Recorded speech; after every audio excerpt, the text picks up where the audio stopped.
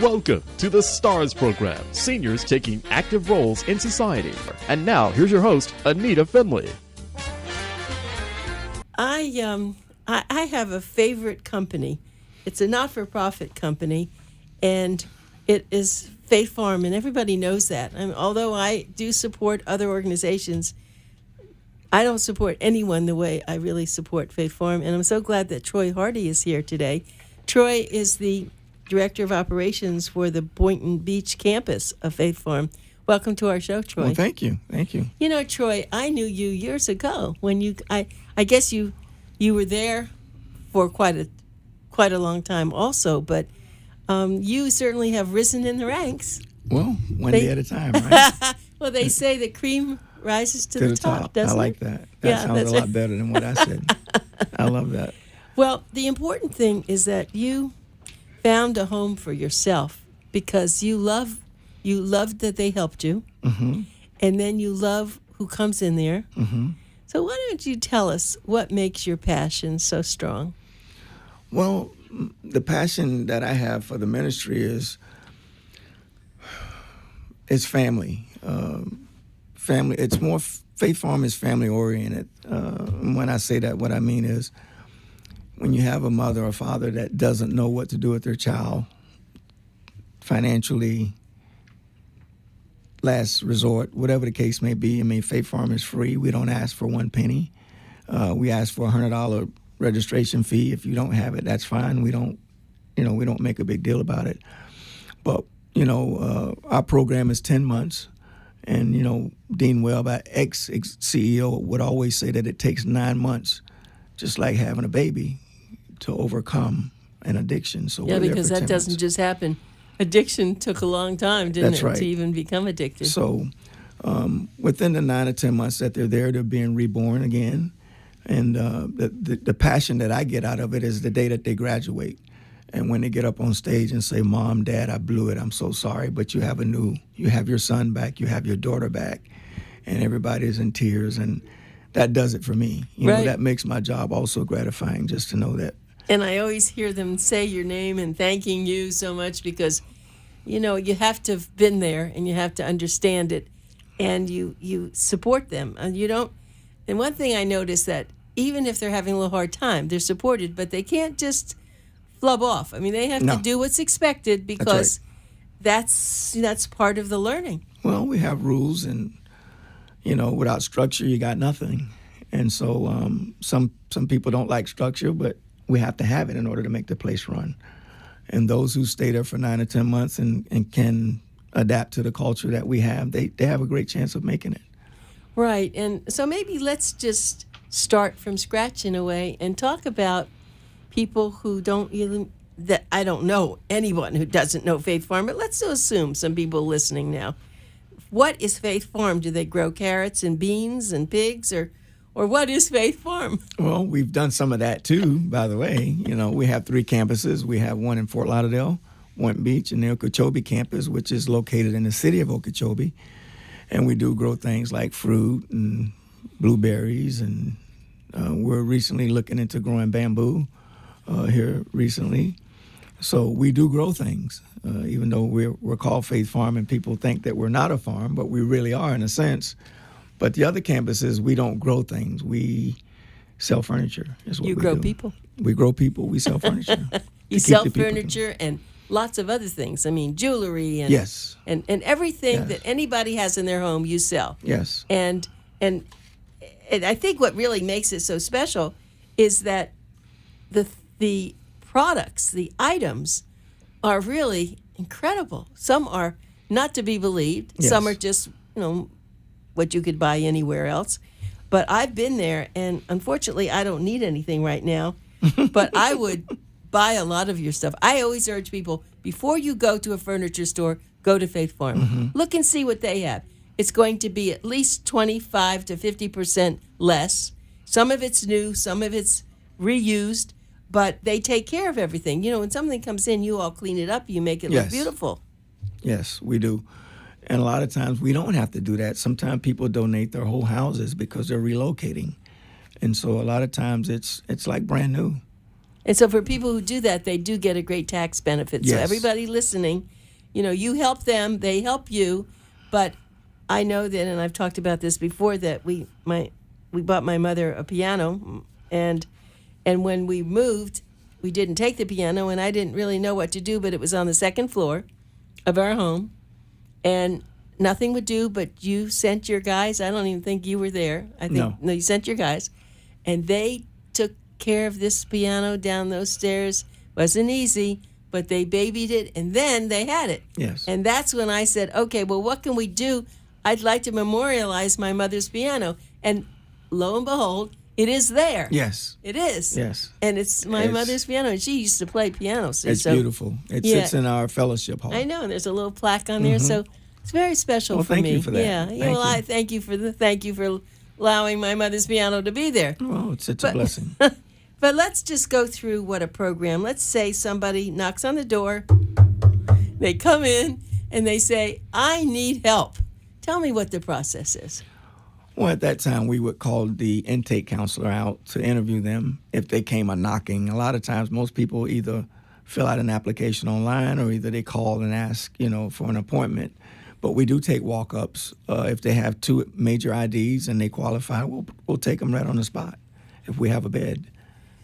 Oh, keep going. So what happens now? Well, tell us how this all works. Well, once they qualify for a bed, then we figure out what their job skills were, because they are required to work during the course of the day. The program is not only biblical based, but it's also a work therapy program. In other words, they have classes in the morning. When they get out of classes, they work the rest of the day. Might be in the store, might be driving a truck, might like going to pick your piano up, those type things. Cutting grass, you name it. We have all type of jobs. So you can get a skill set while you're there as well. Okay, so now they've come here, they've come there, and I have not seen the campus where the beds are. I mean, I've been on the campus many times, but where do they sleep and where do they eat? There's a dormitory for the men, and there's a kitchen for the men. It's quite an establishment. There's an 80 room dorm for the men, and then we have, I think, 12 rooms, 12 3-man rooms on the outskirts of the campus. So do they sleep in bunk beds? Yes. And you must have a lot of bathroom facilities. We have, yes, we do. So I mean, it's showers and bathrooms. They're all connected together. It's almost like going to college in a way, isn't it? Yeah, but the only difference is you're in a space with about 80 people, so you could have 50 guys snoring at one time at any given time. So. But they're probably exhausted at the end of the day because you keep them busy, don't you? That's right. That's part of it. We got to keep them busy. That's part of recovery, keeping them busy. Yeah. So. And so someone comes there, and of course, the reason they're there is because they were addicted to something. Yes. And just put a side note, I just heard about a person who was addicted to buying clothing. And this woman would buy, she liked one sweater, she'd buy every color they had. Oh, my and Lord. she must have a lot of money. And so now she's got to get rid of a lot of stuff, and there's still tags on these things. So that's an addiction. Yes, it is. Even because she's just fortunate she has enough money to do this, but it's still not a very good thing. No. Because you can only wear one item. Right, and it's not right. I would say the rest of the money should be going to Faith Farm. Don't spend it on your clothing. Yeah. Donate it to Faith Farm. I mean, you want people to have what they need, but yeah, right. But that's overkill. Not live above the means. No. No. Even if you have money. And we sometimes have to tell the guys that, because we allow them to get clothing when they're there too. Because when they come there, they've lost weight, and then they gain weight, and so we have to keep giving them clothes, and sometimes they just want to get as many as they can, we have to say, don't hoard, just take what you need. Oh, I hadn't even thought about what you just said. So here they come. Not only, I knew you were feeding them, and I know that they had a place to sleep, so they have sheets, they have towels, all the things they need. Mm-hmm. But now we're talking about something else. So now they have to have clothes and shoes. Mm-hmm. And now where are you getting those clothes and shoes? They're donated. It's donated items that are given to us. We set up an area where we clean them up really nice, put them on hangers, and in the afternoon after work, we allow them to go shopping. We call it birdines. We call it our own birdines. So each guy gets to go in. Every day there's a different group of guys that get to go in and find what they need, whether it be underwear, socks, shoes, whatever it might be. Okay, now you have a laundry because who washes? Do they? That's part of the job skill. That's part of on-the-job training as well. We have people that do laundry. We have people that clean the dorms. There's a job for everybody. Cleaning the dorms, washing the clothes, driving the trucks, washing the trucks, cleaning offices. And also we have the ladies, too. The ladies do a lot of the office work, and they also do they're also on the phones. If you call Faith Farm for a donation, you're gonna be talking to one of the ladies in the program. Right. Well, let's just work back. I want to work backwards a little bit more. So let's say you make, for food. So you have chefs there. I mean, people who are cooking, I guess. Are these people who are also in the program? Some, cooking? But we do hire someone from the outside to come in as well. Someone that's professional so that we make sure everybody the food gets service. a good meal, get a good dietary meal. But we also have people in the program that have been chefs in their lives, and so we put them back into that situation. Okay, so what do people get choices of what they want to eat? No, absolutely not. So like breakfast. I don't get a choice of what I want to eat. Okay, so tell me what a breakfast would consist of. Well, breakfast could be bacon, eggs, grits. I think there's 2 mornings where there's cold meal, like cornflakes and things like that, muffins and things like that. And then the rest of the week, it's hot food. So not every morning they'll get a hot breakfast. Some mornings they'll get a cold breakfast with cereal and muffins and fruit. And can they eat as much as they want? Sure. Oh, this is fantastic. So they're heart content. They're heart content. I mean, they have a time frame. There's like an hour time frame, Well, it's fine. They can eat a lot of food in that time. Sure they can. So they eat there, and it's a huge cafeteria? Yes, very huge. I mean, it must seat, what, 200? 300? It seats, that kitchen seats about 120 men, I think, at one time. And so are they in shifts? Like Yes. on a cruise ship? Yes. 11:30 to 12:30. Okay. So I think the first shift comes in at 11:30. Actually, they get 30 minutes, 11:30 to noon, and then noon to 12:30. Highly organized, isn't it? We have to be. It doesn't work. So you're being director of operations. I knew you were director there of the Boynton Beach campus. Yeah, campus. But before you became director of operations, you were then director of The Boynton campus. But being the director of operations, I'm getting around to the other campuses as well, like Fort Lauderdale, Okeechobee, and Boynton Beach as well. So I'm actually working 3 campuses now. And so you drive back and forth, and It's a chore. And you must have though assistants who help you that you Yes. can Yes. report to you. Yes.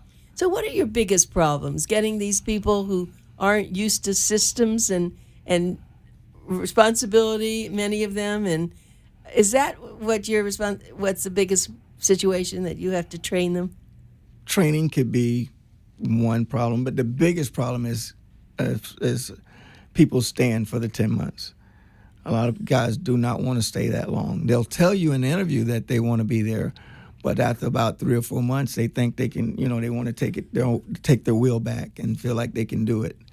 And we've had a lot of people do that, and then 2 months later, they're calling to get back in because they left too soon. Right, and so you can't really, once they want to leave, you can't, it's not like a prison. It's a free will program. It's a free, right. Yeah. And so as much as you've spoken to them, they think they can just go out and so they get their addiction back, don't they, most of the time? You might have a rare situation, but I would say it happens a lot. It happens quite frequently because guys leave for the wrong reasons. They don't leave because they're ready to start a new life. They leave because they think they can take it now. I mean, you have to, if you're going to change, you have to be totally changed, and it takes time. You can't just come there for 3 months and say, okay, I got it.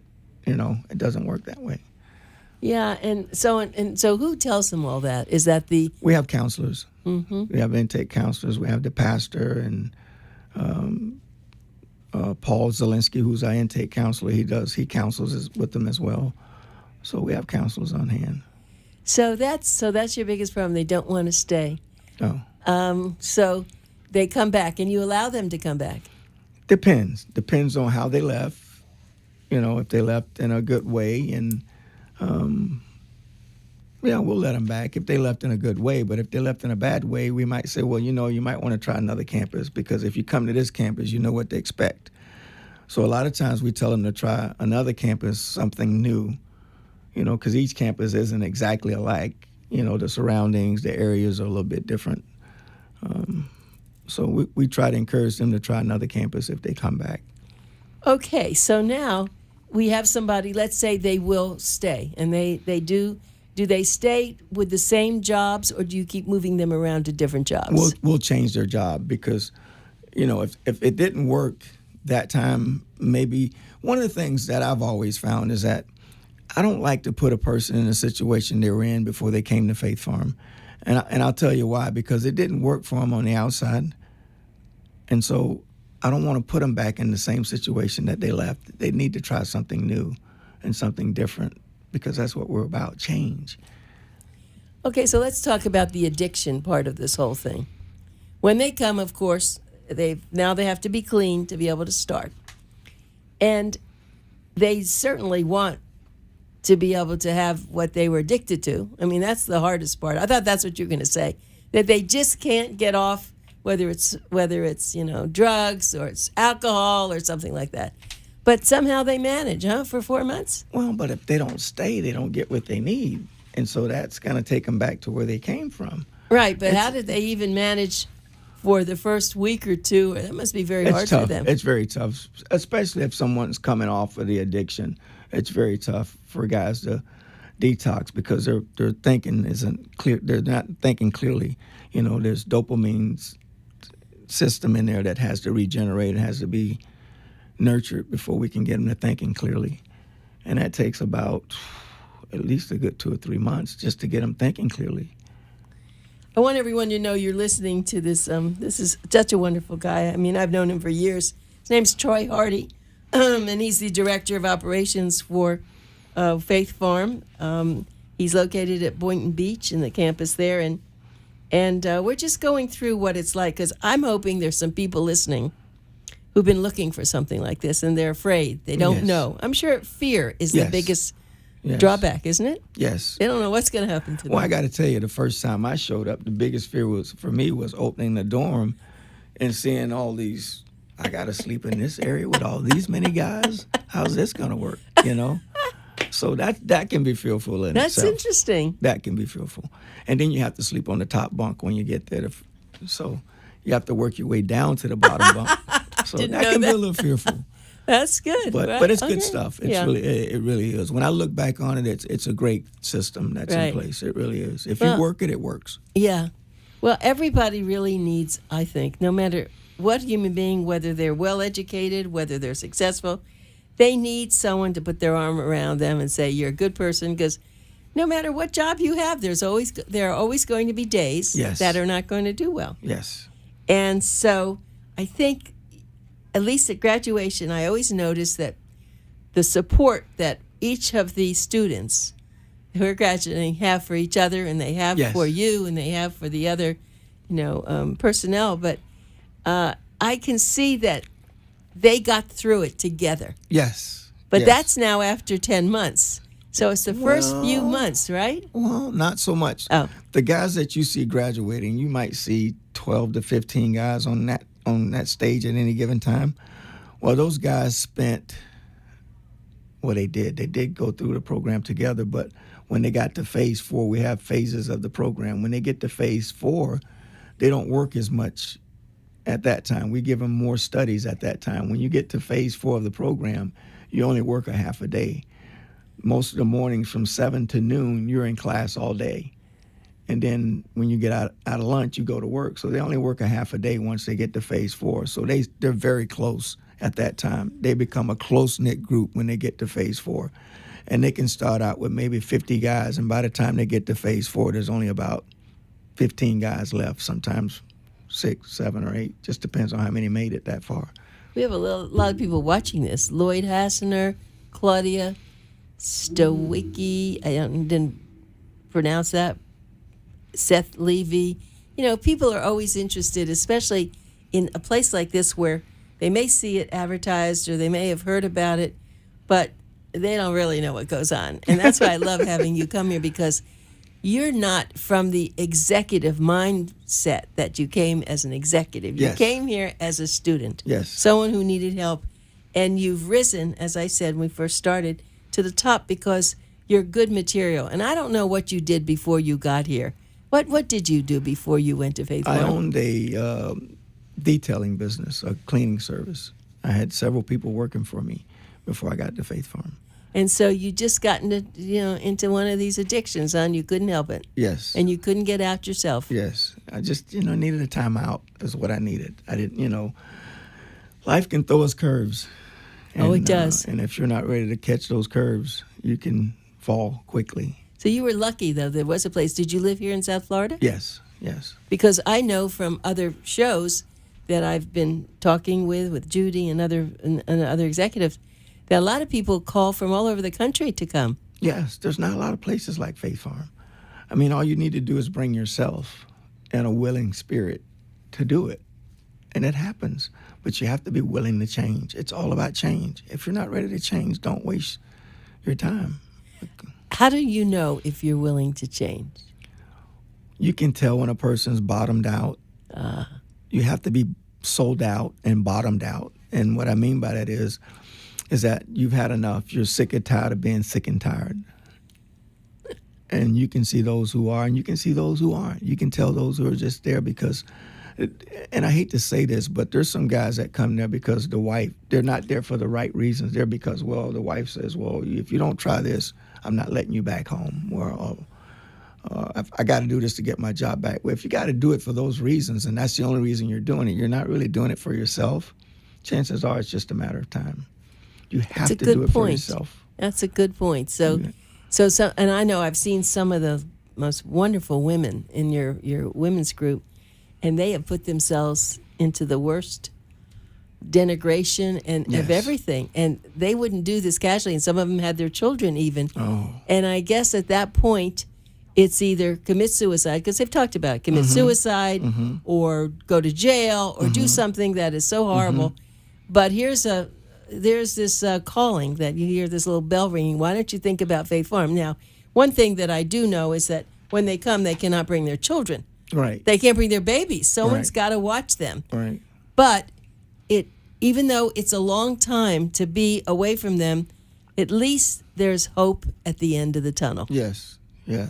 And that's I'm glad you brought that up. I think we might have talked about this in one of our last interviews.